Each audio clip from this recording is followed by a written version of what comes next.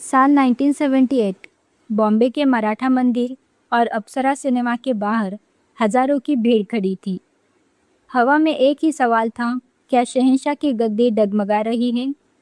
पहली बार बॉलीवुड के angry young man Amitabh Bachchan को अपने ही दोस्त से कड़ी टक्कर मिल रही थी।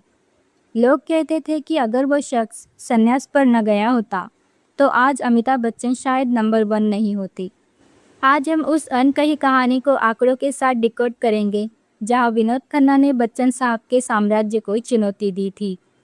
वीडियो के अंत में मैं आपको वो सीक्रेट बताऊंगी जिसकी वजह से डिस्ट्रीब्यूटर्स ने अमिताभ से ज़्यादा विनोद खन्ना पर दांव लगाना शुरू कर दिया था। 1970 का दशक बॉलीवुड के लिए किसी सुनहरे दौर से कम नहीं था। एक तरफ अमिताभ बच्चन अपनी एंग्री यंग मैन की इमेज के साथ बॉक्स ऑफिस पर राज कर रहे थे, तो दूसरी तरफ एक ऐसा अभिनेता उभर रहा था जिसके पास न केवल आकर्षण था बल्कि एक ऐसी स्क्रीन प्रेजेंस थी जो अमिताभ के बराबर खड़ी हो सके।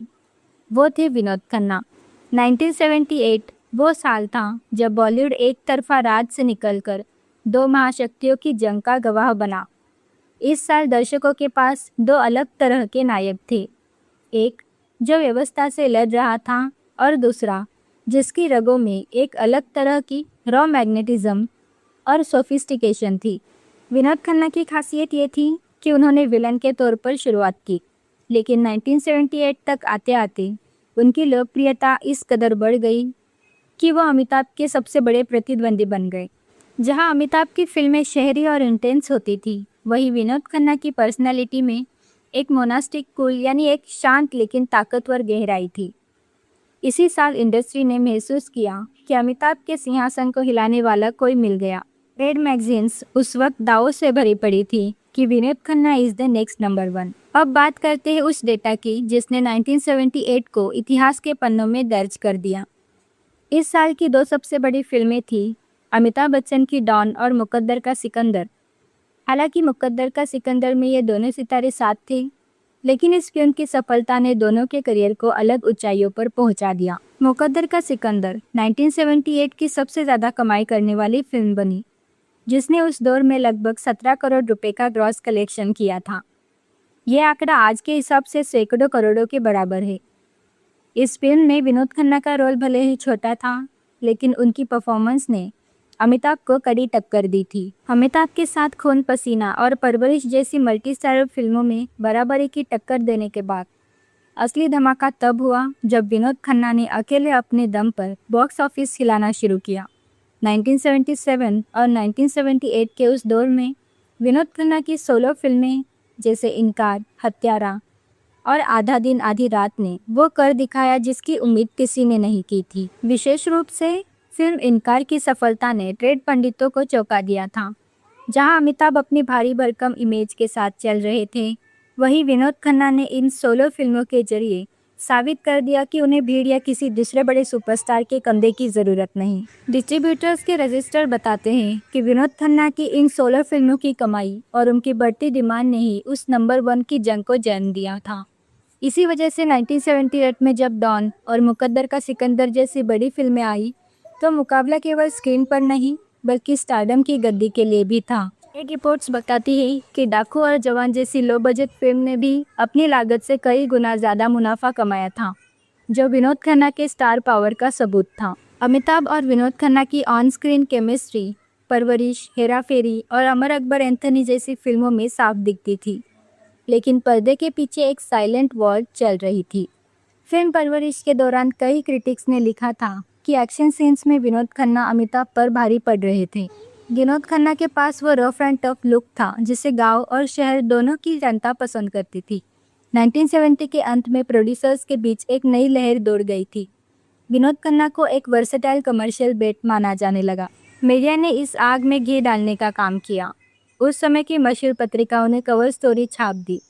यहाँ तक कि राज खोसला जैसे बड़े डायरेक्टर्स का मानना था कि विनोद खन्ना में वो ठहराव है जो उन्हें लंबी रेस का घोड़ा बनाता है। अगर आप उस दौर के पोस्टर्स को देखें तो कई मल्टी स्टारर फिल्मों में विनोद खन्ना का नाम और फोटो अमिताभ के बराबर या कभी-कभी उनसे भी कई ज़्यादा प्रमुखता से दिखाया जाता था। ये बॉलीवुड के इतिहास का वो पल था जहां एंग्री यंग मैन का मुकाबला एक हैंडसम रेबल से था। 1970 के दशक का अंत होते होते विनोद खन्ना की लोकप्रियता अपने चरम पर थी। हर कोई मान रहा था कि अगला दशक यानी 1980 का साल विनोद खन्ना का होगा।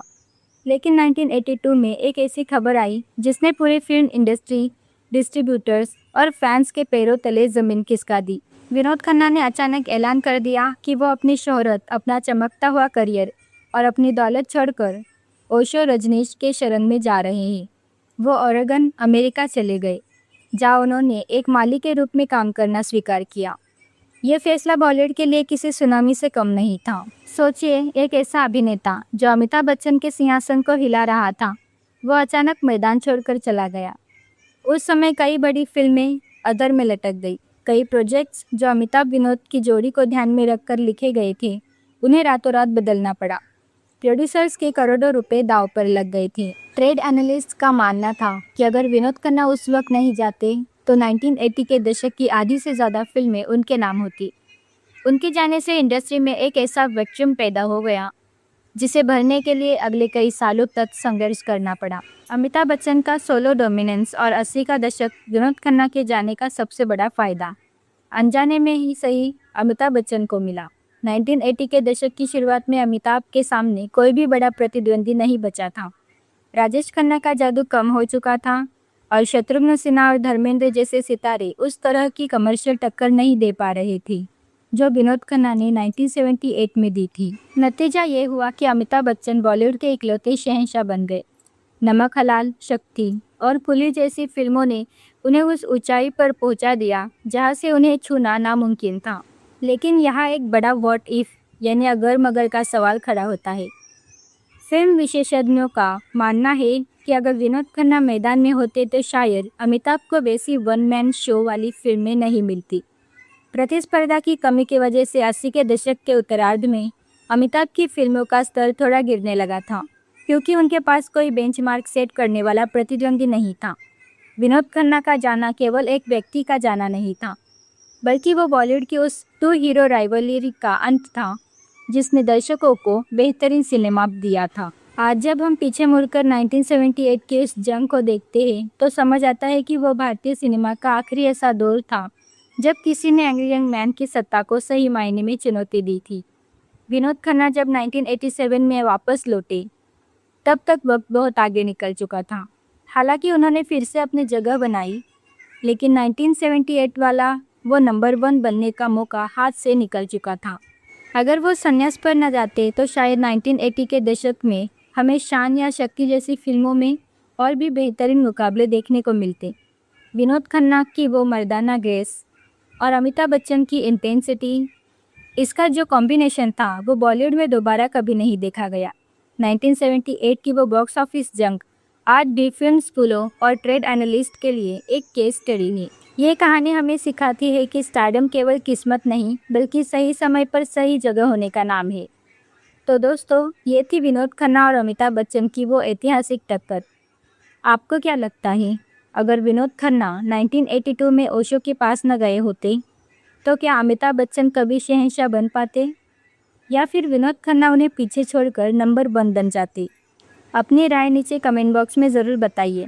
अगर आपको ये वीडियो पसंद आया हो तो इसे लाइक करें और हमारे चैनल को सब्सक्राइब करना ना भूलें।